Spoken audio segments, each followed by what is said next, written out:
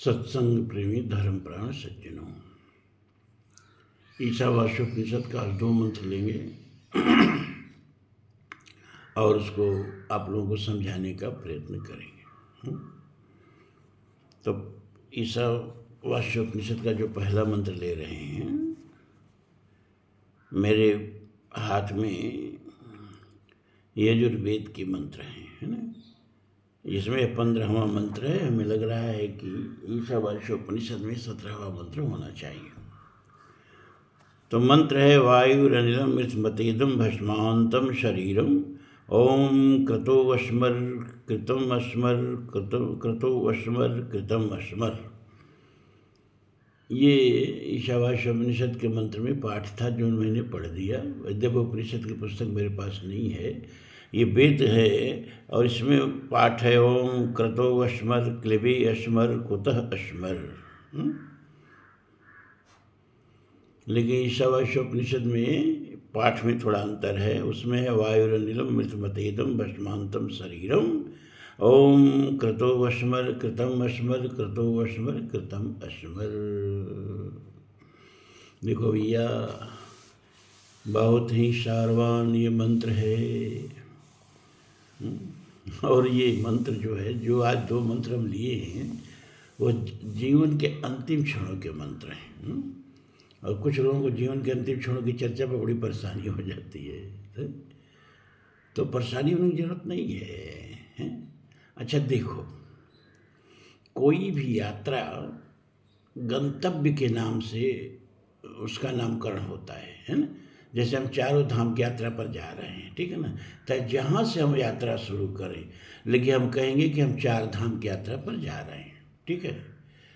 अब हम काशी की यात्रा में जा रहे हैं, तो कहीं से भी यात्रा शुरू करें, दक्षिण से, केरल से शुरू करें, तमिल से शुरू करें, जहाँ से शुरू करें, पांडिचेरी से शुरू करें, लेकिन गंतव्य है जो वो काशी है।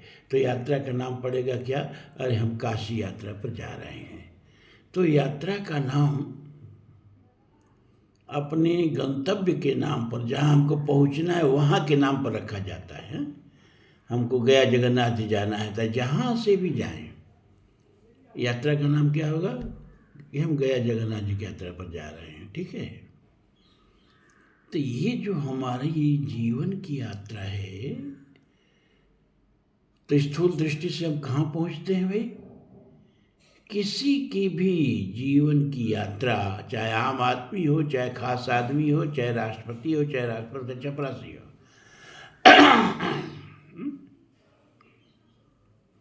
चाहे कोई अवतारी पुरुष ही क्यों न हो, चाहे बुद्ध हो, चाहे महावीर हो, भगवान राम हो, भगवान कृष्ण हो, स्थूल दृष्टि से सबके शरीर की यात्रा कहाँ जाके खत्म होती है? मृत्यु पर। होती कि नहीं होती है? किसमें किसी को कोई विवाद है? सबकी जीवन यात्रा, जन्म से जो हम यात्रा शुरू करते हैं, वो कहाँ जाके समाप्त होती है? मृत्यु पर, सबकी। तो जो परंपरा हमारी है कि यात्रा का नाम हम गंतव्य के नाम पर रखते हैं, जहाँ पहुँचना हो वहाँ के नाम पर रखते हैं ना। तो पहुँचना तो हमें मृत्यु तक है, तो हम इसको जीवन यात्रा क्यों कहते हैं?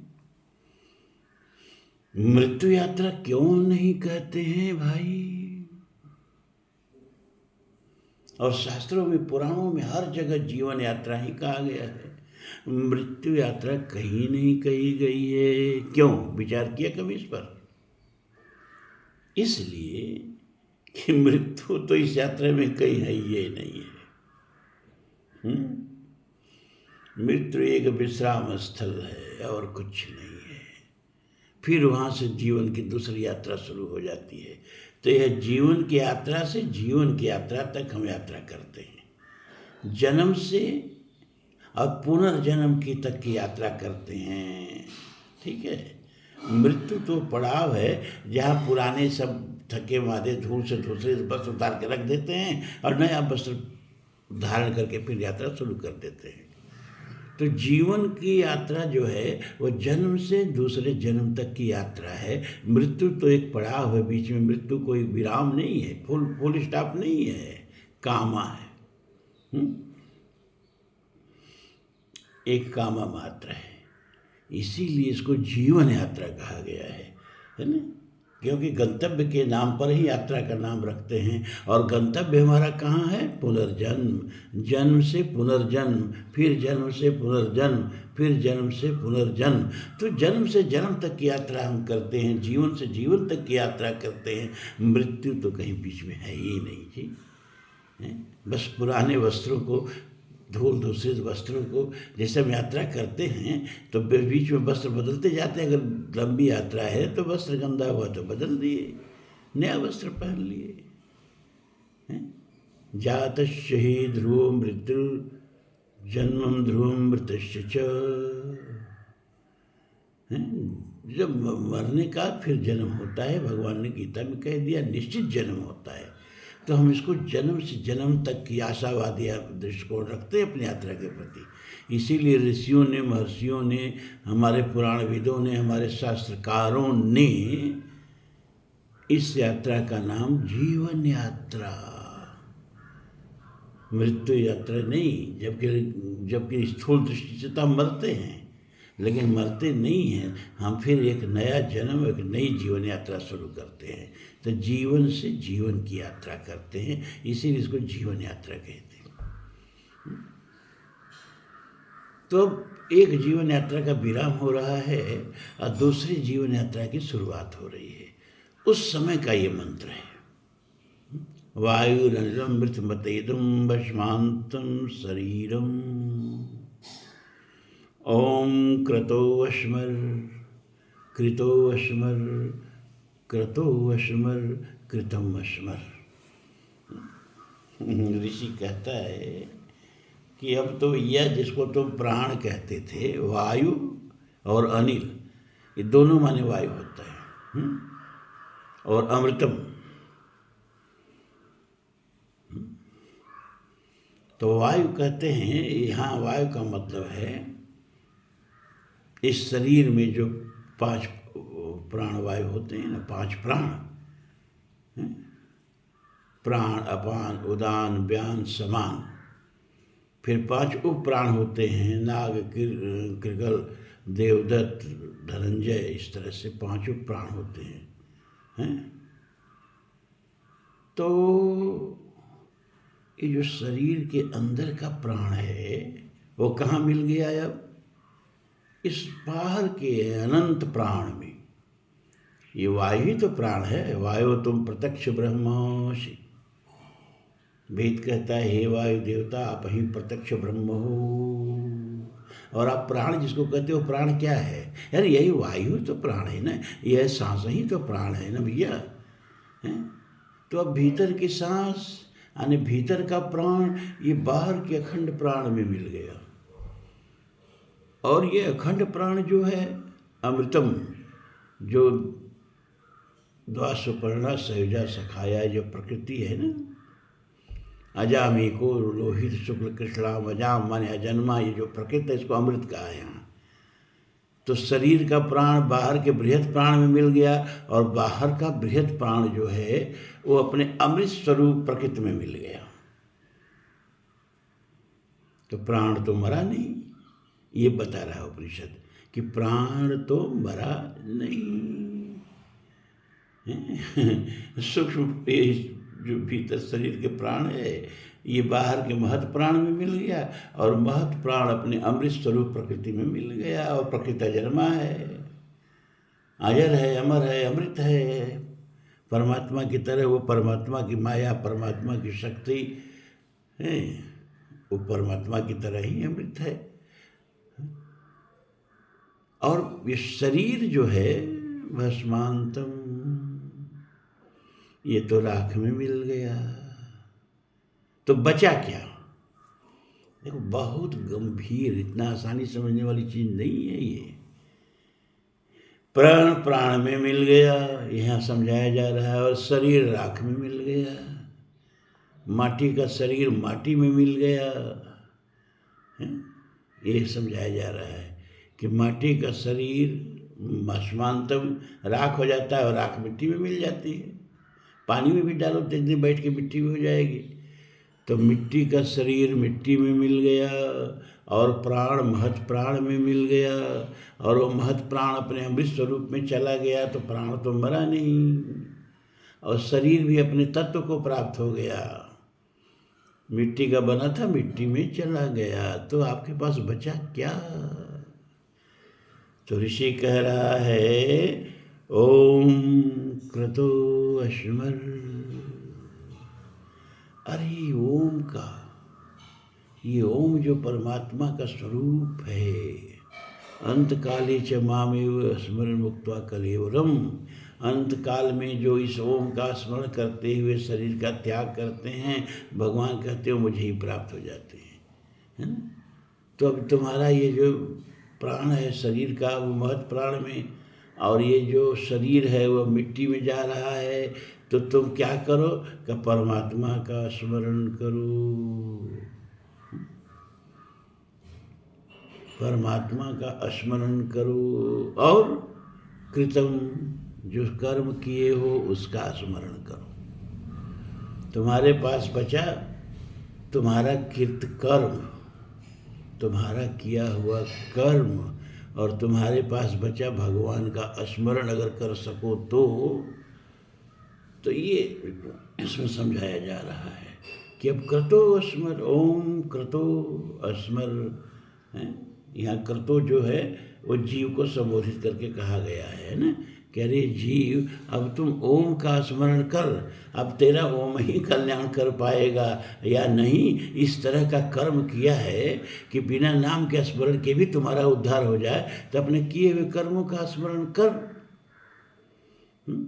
लेकिन कितने लोग ऐसे हैं जो अपने कर्म पर इतना विश्वास रखते हों कि हम भगवत नाम का स्मरण नहीं भी करेंगे तो हम सद्गति को प्राप्त हो जाएंगे। अगर हो सकते हैं तो अपने किए हुए कर्मों का स्मरण करो। अगर सत्कर्म किए हो जीवन में तो किए हुए सत्कर्मों का स्मरण करो, ये कर्म ही आपको पार करा देगा, ये जन्म मरण के वैतरणी का पार करा देगा। और अगर उसका भरोसा नहीं है, अपने किए गए कर्मों का भरोसा नहीं है, तो ओम का स्मरण कर, परमात्मा का स्मरण कर, क्योंकि अब चूक गया, इस अंतिम क्षण में चूक गया तो फिर पता नहीं अगला जन्म कहाँ हो, कितना पतन के रास्ते पर हो, कहाँ हो।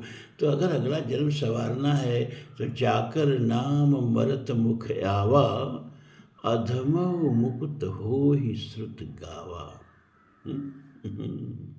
जाकर नाम मरत मुख आवा। लेकिन आता नहीं है, आता नहीं है। क्यों? क्योंकि अब तो विज्ञान भी सिद्ध कर चुका है, एक बार हम बताए भी थे अपने किसी प्रवचन में, कि मरते समय मस्तिष्क में कुछ सेकंड के अंदर पूरा जीवन एक रील की तरह घूम जाता है। अपने सारे अच्छे बुरे किए कर्म जो है एक रील की तरह घूम जाता है। इसको विज्ञान भी सिद्ध कर चुका है, ये बताए थे एक बार हम।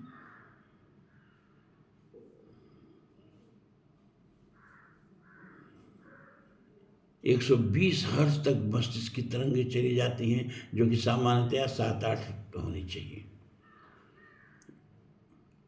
तो उसमें जो अगर हम सत्कर्म ज़्यादा करते हैं ना, ब्लैक एंड वाइट रील आपके सामने आपके कर्मों का बन रहा है ना। अगर अच्छे कर्म किए हो तो स्वच्छ, और बुरे कर्म किए हो तो स्याह काला। और जो प्रभावी होता है, अगर बुरे कर्म ज़्यादा किए हैं तो बुरे कर्म प्रभावित होते हैं और अगले जन्म को प्रभावित कर देते हैं, ये जान लो। और अगर सत्कर्म किए हैं तब अगला जन्म को प्रभावित करते हैं। अपने किए गए कर्मों के आधार पर नया जन्म मिलता है। लेकिन अगर संयोग से परमात्मा की याद आ गई तो सारे अच्छे बुरे कर्मों का कोई मूल्य नहीं रह जाता है, वह नाम ही तार देता है। नाम लेत भव सिंधु सुखाई, करो विचार सुजन मन माई। लेकिन हमारे शास्त्र बताते हैं कि अंत काल में नाम आएगा कैसे? अगर रोज नाम का जाप नहीं होगा तो अभ्यास होना चाहिए। अभ्यास, नाम जप का अभ्यास होना चाहिए, प्रभु के नाम स्मरण का अभ्यास होना चाहिए, प्रभु के पावन चरित्र सुनने का अभ्यास होना चाहिए। जैसा अभ्यास आप लोगों का अब बनना शुरू हुआ है। आदमी का 2 जन्म होता है। एक तो वो जो कर्म करता चला आ रहा है, जन्म से अब तक उम्र हो गई 50, 55, 60, 65 हो गई उम्र आप लोगों की। और एक जन्म वो होता है जब हम सत्कर्मों का अभ्यास शुरू करते हैं। तो ये सत्संग का निरंतर जो एक संकल्प लेके आप बैठे हो, ये आपका एक नया जन्म है। और अगर ये अभ्यास कुछ दिन तक चलता रहा, क्योंकि भैया देखो हमारी कथा में मनोरंजन नहीं मिलेगा। मंच पर भी हम बोलते हैं तो आप सुनते ही होगे, चुटकुल्ला मुटकुल्ला तो मैं कहता ही नहीं, और गाना वाना गाता ही नहीं है। विषयन कह पुनि हरिगुण ग्रामा, श्रवण सुखद और मन अभिरामा। वो कान को सुख दे और मन को मनोरंजन करे, वो कथा तो मैं करता नहीं। यहाँ क्या है कि सम्मुख भेक शिवार समाना, यहाँ विषय कथा रस नाना, ते कारण यावत ही हारे, कामी काक बलाक बिचारे। एक दिन एक कविता सुनाया था ना, ये घोघन की लतिका बस के, वो कब तो भूल गए। हाँ, घोघन के लतिका बस के, न मिले सुख जे मुक्ताहल चोच चलैया। मालत के लतिका बस के, कह काम करील की कोट कन्हैया। तुम महाराज सरोवर हो, हम हंस हमेशा यहाँ के बसैया। काल कराल परै कितनो, अब बाकी मराल ताके ताल तलैया। तो ताल तलैया वाली कथा यहाँ नहीं, सम्मुख भेक सवार, ये सब हमारी कथा में नहीं मिलता है। यहाँ विषय रसनाना है ना। देखो आजकल भागवत किस्सा नौटंकी हो गया है सब। किसी को राधा बना देंगे सब, किसी को कृष्ण बना देंगे सब, नचाएंगे सब, कथा क्या करते हैं, फिर गाएंगे सब। उसी में आप लोगों को मजा आता है, तार रहे अपने और तार रहे पुरखों को गाना गवा गवा के।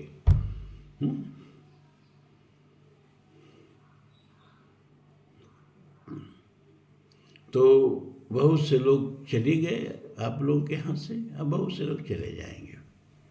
ये जो आध्यात्म विद्या की साधना है, सबके बस की बात नहीं है। श्रवणाया बहुवीर्यो न लभ्यो, बहुतों को सुनने को नहीं मिलता है। अश्रवंतो भी बहुमन विदु, बहुतों को सुन के समझ में नहीं आता है।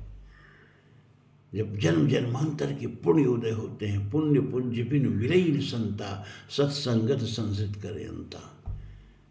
जब जन्म जन्मांतर के पुण्य पहाड़ बन के आ जाते हैं फल देने, तो सत्संग की प्राप्ति होती है। तो अगर आप जमे रहे इसमें ना, तो आप विश्वास करो कि अंत समय में भी भगवान के नाम का ही स्मरण आएगा, उसमें कोई दो राय नहीं। अब दूसरा मंत्र,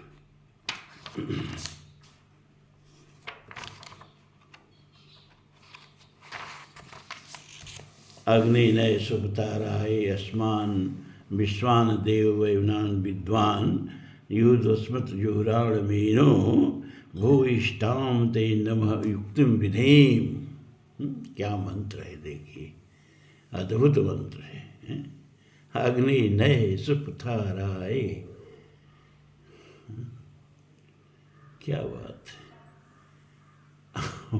अब पहला जो मंत्र था वो प्राण त्यागने से पहले का मंत्र था। ये मंत्र है ना, ये जब शरीर चिता पर लिटा दिया गया है तब का मंत्र है। शरीर को अब चिता पर लिटा दिया गया है, तो शरीर लेटा है ना, जीव थोड़े लेटा है। नैनम छिदन्ति शस्त्राणि नैनम दहति पावक न च क्लेदयन्तापो न च शोष्यते मारुतः। अयम छेद्यो अयम दाह्यो अयम क्लेद्यो अशोष्यो च। न जलाया जा सकता, न सुखाया जा सकता, न गीला किया जा सकता, न शस्त्र से छेदा जा सकता। जीव थोड़ी चिता पर लेटा है, शरीर लेटा है। तो जीव का क्या कर्तव्य बनता है? अब उस समय का ये मंत्र है। अग्नि नये सुपथाराये अस्मान विश्वान देव वयुनान विद्वान। अग्नि नये, हे अग्नि देवता, आप जो इस शरीर को जला रहे हो। जीव प्रार्थना कर रहा है कि अब हमको अर्च मार्ग से ले चलो, उत्तरायण मार्ग से ले चलो, देवयान मार्ग से ले चलो। शरीर को तो आप जला रहे हो, लेकिन इस जीव के साथ क्या करना है? अग्नि तो सर्वव्यापक है ना। अग्निरथैको भुवने प्रविष्टो रूपम रूपम प्रतिरूपो बभूव। सारे ब्रह्मांड की अनंत अनंत कोटि ब्रह्मांड, लेकिन सब जगह अग्नि जो होगा उसका गुणधर्म एक ही होगा। सर्वव्यापी देवता है ये ना। और ये अग्नि देवता का उंगली पकड़ के अब जीव ऊपर जाने वाला है। तो कहते हे अग्नि देवता, हमें सुपथाराये, उस सुंदर पथ से ले चलो जिस पर ऐश्वर्य, जिस पर सारे सुख, जिस पर सारे जीव को, आत्मा को शांति उन्नति मिले। अस्मान विश्वान देव वयुनान विद्वान। क्योंकि हे अग्निदेव, अस्मान माने हमारे, विश्वान माने संपूर्ण, और वयुनान माने कर्मों को, कृत अकृत कर्मों को, पाप पुण्य किए गए कर्मों को, है ना। अब समझ में आता है। पाप करते समय तो अच्छा लगा, लेकिन अब पाप का फल जब मिलने वाला है तो बुरा लग रहा है। अगर इसी दिन का आदमी याद करे ना तो पाप करे ही नहीं। क्यों? क्योंकि एक दिन यह बहुत भारी पड़ जाता है और जीव ऊर्ध्व गति में जाके अधम गति को चला जाता है। तब वह पछताता है कि पूर्ण पाप करके अर्जित जो किया, वो क्या किया, वो सब तो धरती पर रह गया। अब हम जा रहे हैं तो हमारे साथ वो जा नहीं रहा है, जा रहा है हमारा पाप कर्म, और पाप कर्म की कमाई तो रह गई धरती पर। काश कि जीव ये समझ पाता।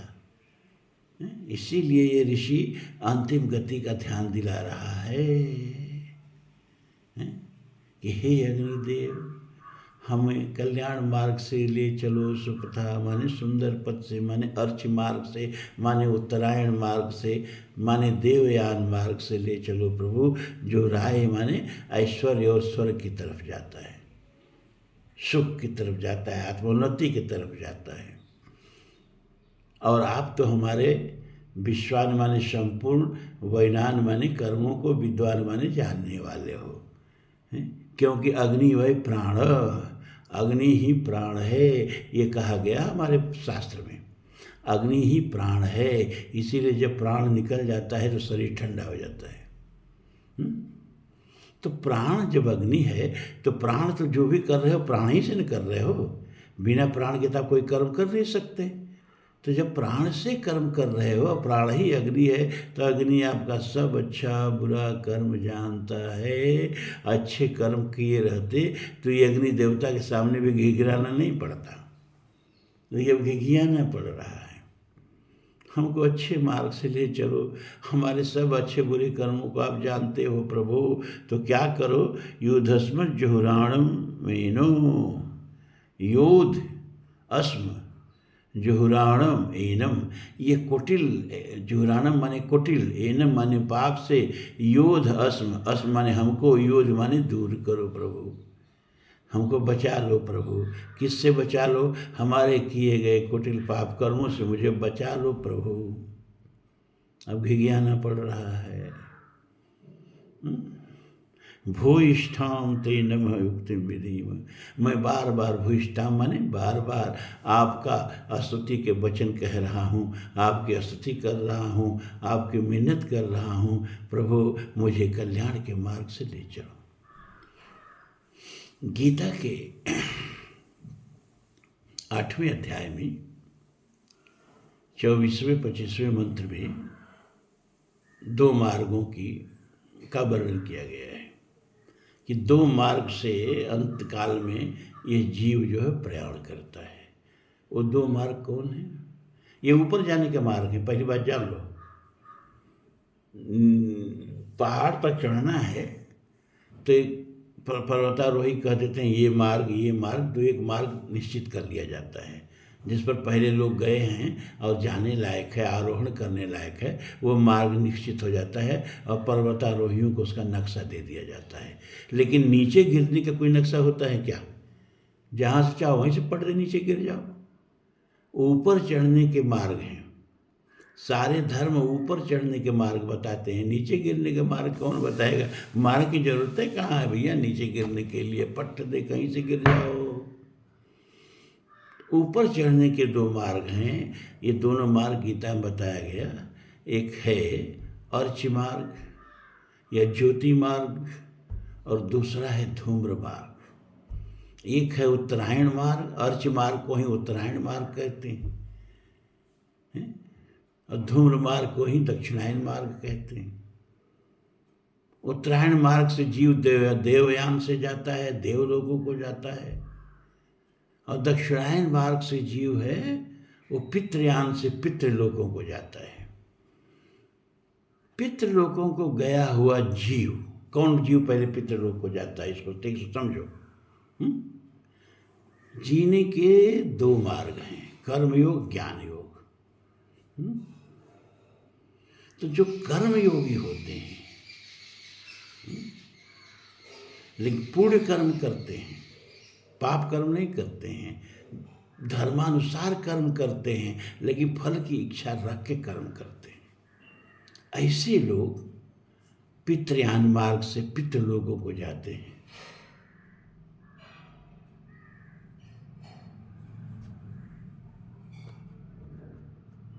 पितृलोकों को जाते हैं और वहाँ कुछ दिन सुख आराम भोग करके फिर जन्म लेना पड़ता है, फिर धरती पर आते हैं। लेकिन जो ज्ञान मार्गी हैं और जिन्होंने जो कर्म तो करते हैं लेकिन अहंकार रख के कर्म करते हैं और न फल की आकांक्षा रख के कर्म करते हैं। ये बीच में किसी का बार बार फोन आ रहा है, थोड़ा डिस्टर्ब हो रहा है।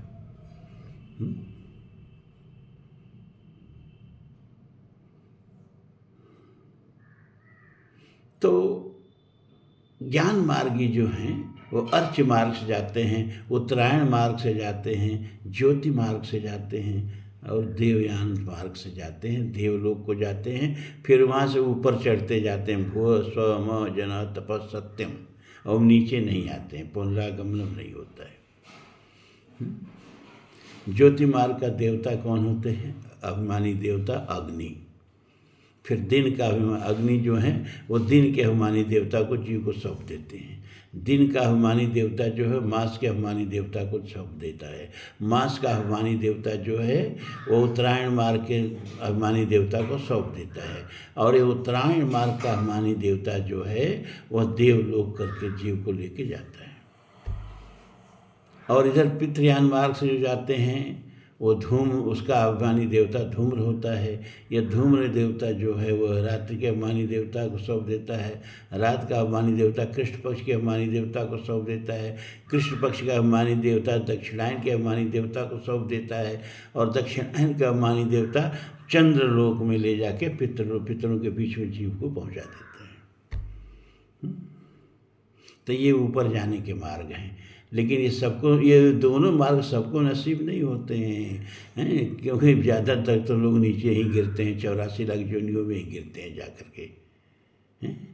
ऊपर भी जाने के मार्ग 2 हैं और दोनों बहुत नसीब वालों को मिलते हैं। एक कवि ने लिखा कि हजारों रास्ते स्वर्ग को जाते हैं मगर उस पर चलते हुए दो चार मिले। कोई भी रास्ता नरक को नहीं जाता है मगर दीवार तोड़ घुसने को हजारों तैयार मिले।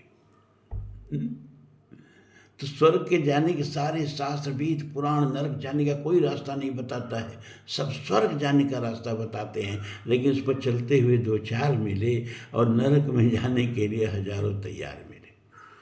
क्योंकि यहाँ पाप कर्म करने में बड़ा अच्छा लगता है। ये तो जानते ही नहीं कि यहाँ कई दिन हमको रहना है।